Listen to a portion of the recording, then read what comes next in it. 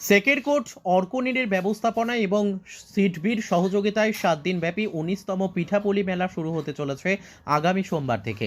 রাজ্যের মন্ত্রী শান্তনা চাকনার হাত ধরে উদ্বোধনের মাধ্যমে এই মেলা শুরু হবে বলে সাংবাদিক সম্মেলন করে একথা জানালেন মেলা কমিটির কনভেনার PL ঘোষ।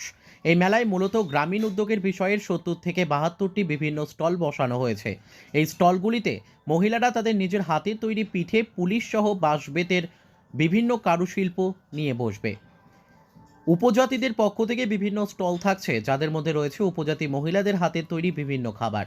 সব মিলিয়ে এই মেলায় বেশিরভাগ মহিলারাই অংশগ্রহণ করবে, আর সবই থাকবে মহিলাদের নিজের হাতের তৈরি বিভিন্ন শিল্প এবং খাবার।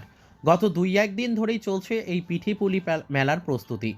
সোমবার সন্ধে 5টা নাগাদ রাজ্যের মন্ত্রী শান্তনা চাকমার হাত ধরে 7 দিনব্যাপী এই মেলার উদ্বোধন হতে চলেছে।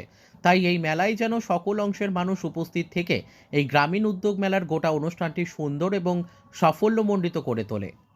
প্রতিদিন একটা কালচারাল প্রোগ্রাম আমরা এখানে অনুষ্ঠিত করি এবং যেটাতে ওই এলাকার ক্ষুদ্র শিল্পীরা বা যারা উঠতি শিল্পীরা যাদের শিল্পকর্ম প্রদর্শন করার সুযোগ পায়, সেটা আমরা করি।